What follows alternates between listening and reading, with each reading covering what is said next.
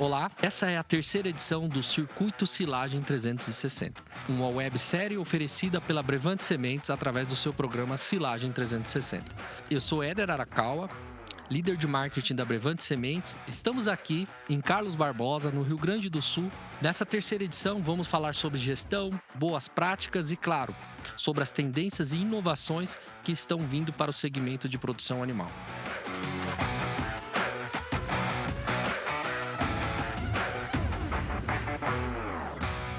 Para falar sobre esse episódio de hoje, que a gente vai abordar o tema tendências e inovações, não vou falar sozinho. Trouxe dois grandes convidados aqui para a gente bater esse papo. Ao meu lado aqui, o professor Tiago Bernardes, da Universidade Federal de Lavras, do Departamento de Zootecnia.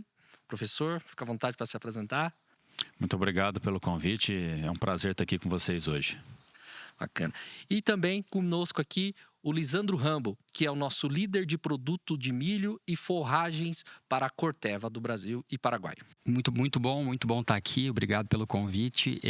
Depois de 11 anos na pesquisa, agora na área de marketing, liderando essa área de silagem e participando desse evento do Silagem 360 para trazer novidades aí para os nossos agricultores.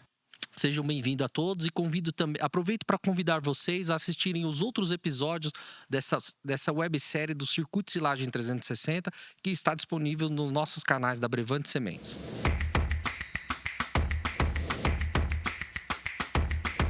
Bom, vamos começar a falar um pouquinho de mercado. Lisandro, como é que você está vendo esse mercado? Como é que a Corteva tem visto esse mercado de silagem, de produção animal? Como é que a gente tem tratado isso aqui?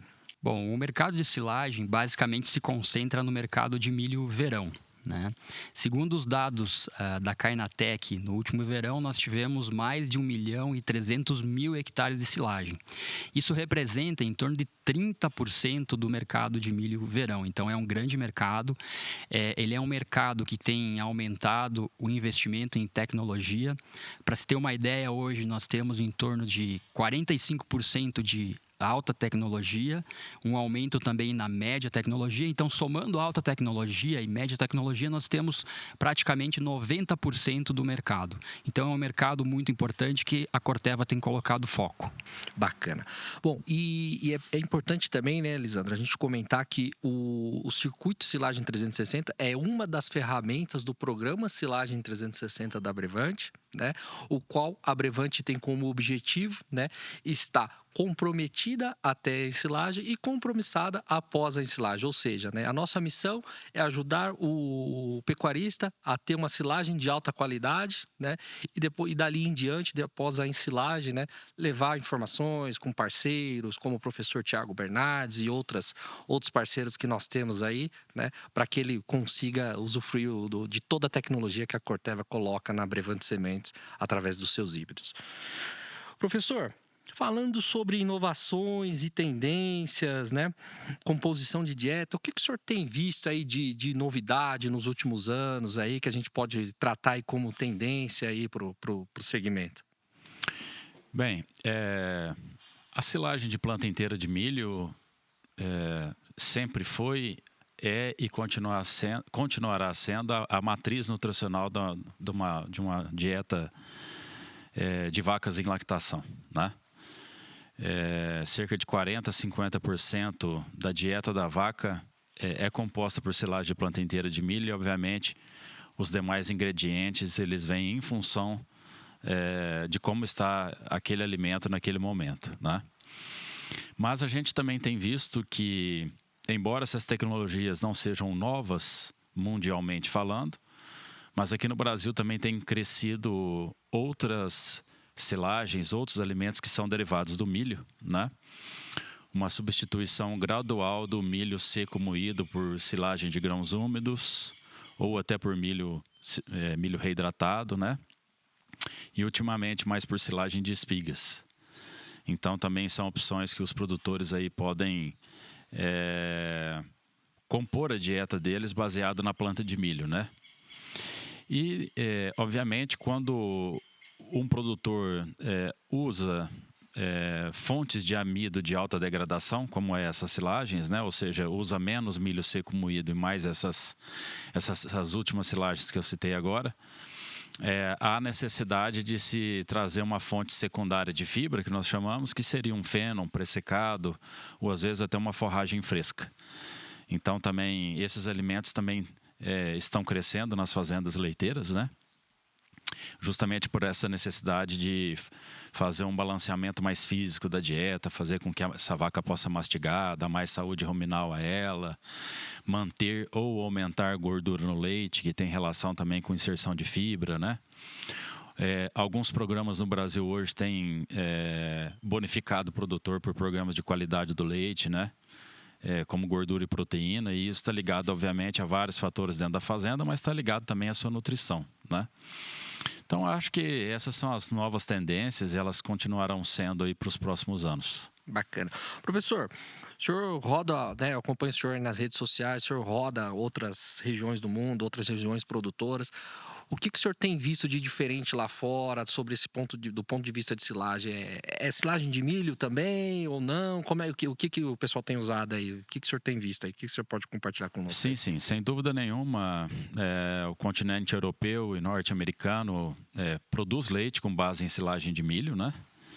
A Europa consegue trabalhar bastante, como é feito aqui no Rio Grande do Sul, algumas gramíneas de clima temperado, como o azevém, né? O próprio triticale, aveia em algumas regiões, então é muito comum, né? Na forma de pré-secado ou na forma de feno, até a própria alfafa, certo? Os americanos já não trabalham muito essas gramíneas que eu citei anteriormente, mas trabalha bastante alfafa na dieta, mas silagem de milho é a base da nutrição da vaca, né? Eu iniciei a minha fala falando sobre isso e possivelmente a gente vai finalizar o nosso bate-papo aqui falando sobre isso, né? E aqui no Brasil não é diferente, né? Embora haja um movimento, às vezes, para que alimentos venham substituir da silagem de milho, até hoje a gente não encontrou um outro alimento que faça isso, né? Eu acho que essas outras alternativas, elas podem compor a dieta ao lado da silagem de milho, né? E nunca fazendo essa substituição. Bacana. Acho que o posicionamento da substituição, ele nunca colou e acho que ele nunca vai colar, né? Seja do ponto de vista produtivo, seja do ponto de vista nutricional. Porque uma lavoura de milho, ela traz produtividade acoplada com alto valor nutritivo, né? E a gente ainda não encontrou uma planta que consiga dar esse tipo de resposta do ponto de vista logístico, financeiro para o produtor e nutricional para a vaca. Porque no final das contas, quem escolhe o ingrediente acaba sendo a vaca, né? Que o produtor, ele não vende silagem de milho, ele não vende qualquer outro produto, produtor de leite. Ele vende leite diariamente, né? Então, Perfeito. O que mais importa é produtividade de leite dentro da fazenda. E, obviamente, a vaca é quem vai dizer qual é o melhor alimento a ela e até hoje ela sempre escolheu silagem de milho como um dos principais alimentos para estar no cardápio dela. Bacana. Rambo, aproveitando esse gancho que o professor trouxe, né? Não tem, né, nada mais eficiente do que milho para fazer silagem, né? Enfim, e nos episódios anteriores, né, nós vimos aqui é um negócio de margem estreita, continuará sendo um negócio de margem estreita, ou seja, eficiência na gestão é fundamental, né? Mas do ponto de vista de pesquisa e inovação, você que veio de pesquisa, né? Como é que a Corteva tem olhado para esse mercado? Como é que a Corteva desenvolve os híbridos dela para avançar para a Brevante, para que a Brevante leve a nossa oferta lá ao produtor final? Legal, vou aproveitar as palavras do professor Tiago, né, que ele falou que a gente precisa agregar produtividade com qualidade nutricional. Então, ao longo do desenvolvimento de híbridos, essas coisas elas precisam andar juntas. Então, a gente começa lá nas linhagens, o desenvolvimento dos híbridos, onde que a gente testa em diferentes locais, diferentes situações, para que esse híbrido seja adaptado às diversas situações que ele vai encontrar no mercado. E durante esse processo, a gente tem avaliações que são comuns entre silagem e grãos, né? São avaliações como, por exemplo, você precisa ter uma boa tolerância a doenças, obviamente, e você precisa ter uma boa qualidade de colmo, uma boa qualidade da raiz para que esse milho ele fique em pé, né? Obviamente. E você precisa que esse híbrido produza uma boa quantidade de grãos, porque o grão ele é um fator fundamental para uma silagem de qualidade, né? Mas tem algumas características que são mais específicas para a silagem, como, por exemplo, o stay green, né, que é uma característica importante, você manter o milho numa condição verde até o final do ciclo. Então, essa é uma característica que é bastante avaliada, né? E também a análise bromatológica desses híbridos. Então, durante o processo de desenvolvimento, é acompanhado a bromatologia de híbrido por híbrido, e isso é muito considerado na hora de fazer a decisão final de avanço deste híbrido. Para ter uma ideia, o processo de desenvolvimento de um híbrido leva de 5 a 7 anos para um novo híbrido chegar no mercado, né? Além disso, também, eu gostaria de agregar que a Corteva está preocupada também com a gestão da propriedade. Então, nós estamos buscando ferramentas que possam ajudar o produtor a tomar a decisão. Então, ferramentas, por exemplo, que você use imagem de satélite, que possa estimar a biomassa desse híbrido e definir o melhor momento de corte dessa silagem. Como o professor Tiago também comentou, numa outra parte desse episódio, o momento de colheita ele é muito importante. A colheita é determinante para a qualidade da silagem. Então, também nós estamos desenvolvendo ferramentas que possam ajudar o agricultor a tomar decisão. Bacana. E além dos desenvolvimentos internos, né, Rambo? É importante falar dessas ferramentas digitais que a gente, né, tem no mundo inteiro. A gente também tem um grande parceiro no Brasil, que é o Cubo Itaú, né? Fica lá na Faria Lima, convido a todos a parceiros e agricultores aí que queiram, né, conhecer a nossa instalação lá. Lá é um local onde a gente tem diversas startups, né, desenvolvendo trabalhos e serviços para, né, tanto para a produção animal como para a agricultura em geral também, e outros segmentos, né, da economia. E lá, né, a gente já tem alguns, né, vamos dizer assim, algumas coisas no forno, assim, né, para ajudar justamente o agricultor nessa grande dor que é a colheita, né? A gente tem lá algumas iniciativas que tenho certeza que em breve vão chegar aí para o agricultor aí nas mãos da Brevante Semente aí, para ajudar o agricultor nesse ponto tão desafiador que é, né, ter prestadores de serviço adequados ao nível de tecnologia que ele tem investido.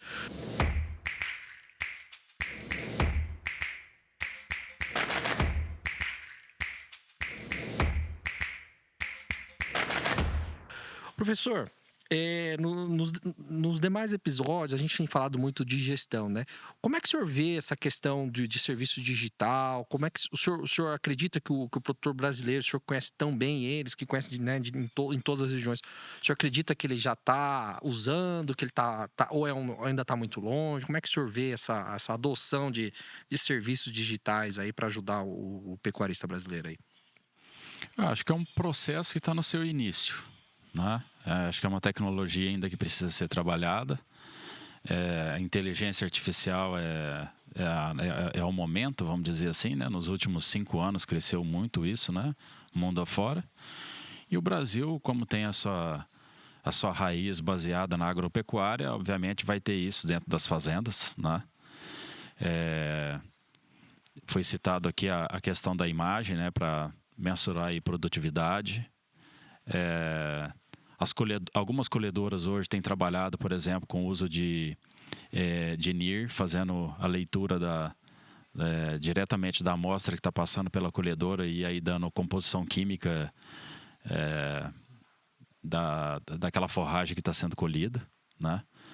Então, ou seja, no momento da colheita, você já tem um laudo ali da matéria seca e de alguns nutrientes que a planta que está sendo colhida vai te dar como silagem.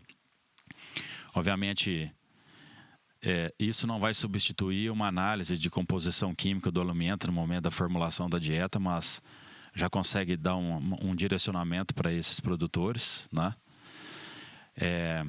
A gente tem visto também o uso de imagens para substituir algumas atividades que às vezes são rotineiras dentro da fazenda, como pesar os animais, não ter que mexer com esse animal, né?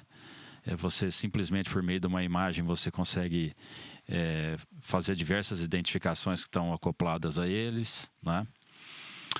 Há outras tecnologias também que a gente tem capacidade, por exemplo, o pessoal já no Brasil tem usado muito, que é a questão de mensuração do quanto o animal tem mastigado, né?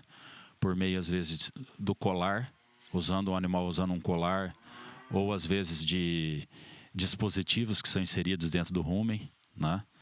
Então, esses dispositivos, por exemplo, dão controle do pH ruminal, que é um uma variável indireta do quanto esse animal está mastigando, porque é importante a gente entender o quanto essa vaca está mastigando, né? Porque, conforme eu disse, mastigação é sinônimo de saúde ruminal e sinônimo também de gordura no leite, né? Então, essas tecnologias estão chegando e eu acho que vem justamente para poder auxiliar, né? Acho que libera um pouco mais os proprietários de exercer outras atividades, né? Se você tem um colar que está mensurando mastigação, você não tem a necessidade de ficar, por exemplo, olhando e mensurando essa vaca por meio de um cronômetro ou qualquer coisa dessa natureza. Ou seja, aquilo está sendo dado em momento real para você por meio de um aplicativo, por meio de um dispositivo, né? Então, assim, os proprietários, os funcionários vão exercer outras atividades. Acho que isso traz ganho, né? Isso traz eficiência dentro da fazenda. E, professor, isso é um ponto fundamental, né? Porque a gente tem visto aí nos giros que a gente faz aí, tanto no circuito como, né, em visitas, né, comerciais aí, que a escassez de mão de obra no setor é super desafiador, né? Porque, afinal de contas, são 300 dias do ano aí que você precisa, né? A vaquinha não tem feriado, não tem Natal, não tem Carnaval e tá cada dia mais difícil, né? Acho que isso vai ser fundamental, né, para essa... Exatamente. Tem robôs que fazem o ajuste da ração diariamente no coxo, né? A gente também sabe disso, né? É importante para a vaca ter esse estímulo da ração chegar próximo ao local onde ela está comendo, né? Muitas fazendas às vezes ainda fazem isso manualmente, ou às vezes quando o barracão é grande usa até um pequeno trator para poder fazer isso. E a gente já sabe também que tem robôs que fazem a ração se aproximar do animal, né? Tem robôs que fazem a ordenha. Então, assim, são muitas inovações que vão sendo criadas, né? Por meio aí da inteligência artificial, e acho que essa vai ser uma tendência, sim, das fazendas brasileiras. Que bacana. Mas, professor, e um ponto importante, né? A gente estava comentando aqui antes de começar as gravações aqui, né? A diferença entre informação, né, e conhecimento, né? E com toda essa gama, né, de coisas, de tecnologia que a gente já tem, né? Que muitas vezes o agricultor já está pagando por isso e muitas vezes não está conseguindo extrair o melhor delas, né? Como é que fica o feijão com arroz ali, o bem feitinho ali, a silagem bem feita aí? Vai deixar de ser importante, professor, ou não? De jeito nenhum, né? Às vezes a gente entra numa tendência, numa moda de criar, por exemplo, jargões, né? Pecuária de precisão, nutrição de precisão, na minha área é dito muito, né? E eu costumo dizer que uma nutrição de precisão é aquela onde se faz o arroz com feijão bem feito, né? No caso, por exemplo, da silagem, o momento em que o prestador de serviço está na fazenda, o pessoal da fazenda está monitorando, está vendo o que a máquina está trazendo para ele, né? Tamanho de partícula, processamento dos grãos, né? Acompanhando o processo de compactação, né? Comprando insumos de boa qualidade, aplicando às vezes um aditivo, colocando a lona da maneira correta e com boa qualidade. Enfim, olhando a vaca de perto, ou com uso de aplicativos, ou usando, né, o próprio pessoal da fazenda. Isso ainda continua sendo fundamental, né? Acho que a gente não tem que entender que essas tecnologias vieram para substituir o básico. A gente precisa ter um básico muito bem estruturado, muito bem feito, para aí sim, depois que a gente tem esse alicerce, implantarmos as novas tecnologias e inovações aí, as inovações que nós estamos discutindo aí nesse bloco. Bacana. Rambo, me diz uma coisa, do ponto de vista de escolha de híbrido, tem diferença, na sua opinião e na opinião da Corteva, sobre um bom híbrido para milho e um bom híbrido para silagem? Como é que você vê isso aí? Como é que a Corteva está olhando para isso aí? Com certeza. A escolha do híbrido é o passo fundamental, é o primeiro passo, né? Porque aí você está determinando já se você vai ter uma silagem de qualidade. Então, muitas vezes você acaba olhando só para a quantidade e esquece da qualidade. Você precisa trabalhar com os dois fatores. Então, é fundamental já na hora de escolher o híbrido, você procurar uma pessoa que tem conhecimento de causa, como o professor Tiago comentou. Porque informação no mercado, você vai lá no Google, você tem um monte de informação de vários híbridos, mas aquela pessoa que conhece a tua região, conhece a tua situação, né? É importante você procurar um consultor, né? E a exemplo da Brevante, tem os consultores, tem os representantes que vão dar a melhor sugestão de qual híbrido deve ser recomendado para aquela situação. É bacana você comentar isso. São 3.500 vendedores hoje que tem ofertando Brevante, levando conhecimento. Desses 3.500 aí, pelo menos uns 2.000 são, né, treinados e capacitados para falar de silagem. Muitas vezes até pelo professor Tiago. Me lembro que no começo da pandemia a gente fez uma rodada de treinamentos digitais quando se iniciava, né, essa jornada digital. Professor, me lembro também que nesses treinamentos a gente falava muito, né, que o custo da silagem no final, né, dentro da composição de custo de produção animal, ele é muito pequeno, né?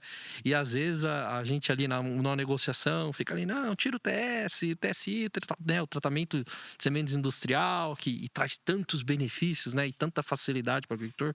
Faz sentido buscar esse barato, professor, na silagem, tentar fazer uma silagem de metro e não uma silagem de qualidade? Não faz sentido. Recentemente, uma pessoa me perguntou como que ele fazia para poder mostrar para o produtor que a silagem de milho era importante, né? Tanto do ponto de vista primeiro agrícola, né, que seria o desenvolvimento da lavoura, e depois de um momento em que a silagem está pronta, mostrar para esse produtor que ele tem que ter menos perdas e etc e tal.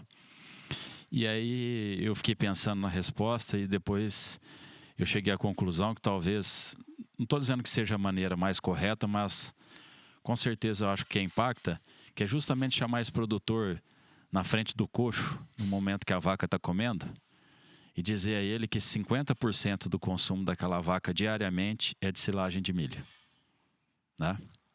Então, ou seja, metade da produção daquela vaca de leite, grosseiramente falando, da sua ingestão, é derivada de um único alimento.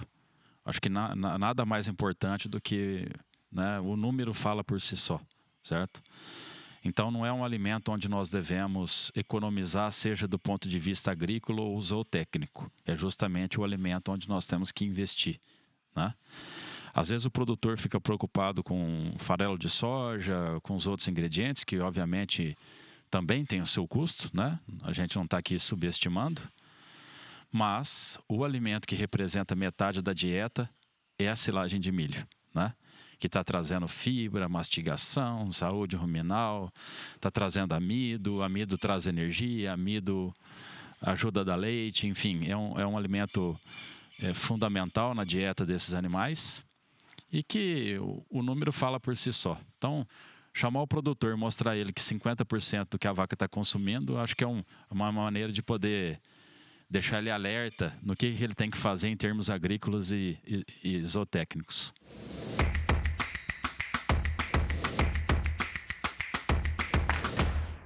Lisandro, nessa nossa conversa aqui com o professor, né, foi bacana que a gente falou bastante de tecnologia, inovação, né, mas falou também da importância de um feijão com arroz bem feito, né? Qual que é a importância do tratamento de semente industrial, né, que hoje está em 100% da composição da oferta da Brevante Sementes, ou seja, todos os híbridos, né, tratado com o que tem de melhor do ponto de vista de mastigador e sugador, e agora também a gente está trazendo, né, biológicos também, pensando em nematóides, enfim. Como é que você vê isso? Qual que é a importância disso nesse feijão com arroz que o professor falou aí que é tão importante ainda para o segmento? Bom, quando se desenvolve um híbrido, você tenta desenvolver o máximo potencial genético daquele híbrido. Então a gente tem na semente ali o máximo potencial genético, né? Que hoje você tem produtividades aí que são produtividades de teste, mas que se chega a 600, 700 sacas, né, por hectare de milho, né, e altos volumes de silagem também. E você precisa proteger esse potencial genético e fazer com que ele se expresse da melhor maneira no campo. Então você escolhe um híbrido lá recomendado para a tua região, né, um híbrido adequado para produzir a melhor silagem com as melhores características bromatológicas, né, mas você não pode esquecer que você precisa proteger esse híbrido. E essa proteção ela começa com o tratamento de semente industrial. Então você protege semente a semente, planta a planta, né? Isso vai te dar uma proteção e depois você tem mais os trades, né, que você que são inseridos na planta através da biotecnologia, então você acaba tendo a proteção completa. E aí você, se necessário, complementa com alguma aplicação aérea, né? Mas, enfim, o tratamento de sementes ele é fundamental para você ter essa qualidade na tua lavoura, que vai te dar depois uma grande quantidade de biomassa, né? E, obviamente, também uma silagem de qualidade. Bacana, bacana. Para fechar aqui, vocês têm gostariam de colocar mais algum ponto sobre tendências, inovações, ou alguma observação que a gente não cobriu aqui? Eu gostaria de voltar naquele ponto de você fazer o básico bem feito, né? Construir um alicerce bem feito. Então, nunca esquecer disso. Para você ter uma silagem de qualidade, você precisa começar lá desde o princípio, escolhendo um híbrido de qualidade, fazendo a proteção desse híbrido para que ele possa expressar o máximo potencial, né? Então é fundamental não esquecer disso, porque como o professor Thiago comentou, tem muita informação no mercado. E essas informações, às vezes, elas podem ajudar, mas às vezes podem distorcer a realidade. Então é importante você buscar o conhecimento para ter o melhor manejo possível da tua lavoura e aproveitar ao máximo, ser o mais eficiente possível. Bacana. Professor, tem algum... Eu acho que o que a gente deveria destacar é que eu vejo hoje o Brasil e os Estados Unidos como os dois países que mais sabem produzir milho no mundo, né? Então, acho que a gente precisa aproveitar esse conhecimento técnico e de materiais que nós temos aqui no nosso país, né? E que depois que essa lavoura estiver pronta, eu acho que o ponto mais crítico da parte de produção de silagem é justamente a etapa da colheita. Os produtores ficarem atentos a isso, né? Acompanhar o processo de maturação da planta, discutindo isso junto com o prestador de serviço, quando for o caso, ajustando seus equipamentos. E depois, quando essas plantas estiverem sendo colhidas, para que haja um monitoramento, porque se você erra na colheita, você vai errar nos demais processos, né? E aí você só consegue corrigir isso na próxima safra ou na próxima etapa, tá? Então, a gente discutiu aqui nesse bloco tendências e inovações e discutiu também o arroz com feijão. E aí a colheita, ela deve ser feita o arroz com feijão e ela está repleta hoje de tecnologias, né? Hoje nós temos as máquinas autopropelidas que conseguem falar muito mais a língua do nutricionista, né? Aumentar a partícula, processar mais os grãos, que é tudo que uma vaca quer do ponto de vista nutricional, né? E além disso, a gente também tem outras tecnologias dentro das fazendas, que nós falamos aí de grãos úmidos, grãos reidratados, a confecção do pré-secado, né? A gente tem conhecimento sobre isso, tem equipamentos, né? Então, acho que abriu um pouco mais a cabeça do produtor também. Há 30 anos atrás, as dietas das nossas vacas eram silagem de milho, farelo de soja, milho seco moído, um caroço de algodão e um núcleo mineral vitamínico. Hoje você anda no Brasil, você vê centenas de dietas diferentes justamente por causa dessa diversificação. E acho que cada vez a gente precisa diversificar mais, né? Trazer o que cada região tem o potencial de dar, ok?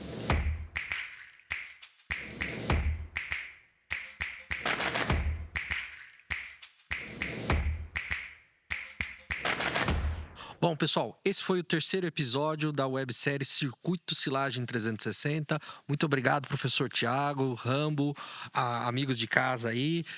No próximo episódio, nós vamos para Concórdia, em Santa Catarina, falar com a família Cerutti e lá vamos continuar falando de gestão, trazendo para vocês também muita inovação, muito conhecimento e trocando aí as boas práticas dos melhores produtores de leite e carne do Brasil. Muito obrigado, um abraço. Este conteúdo é oferecido pelo programa Silagem 360 da Abrevante Sementes, que entrega a solução completa com pesquisa, genética, tecnologia e híbridos versáteis, com alta performance proporcionando mais rentabilidade aos produtores. Venha conhecer mais detalhes em brevante.com.br produtos/silagem 360.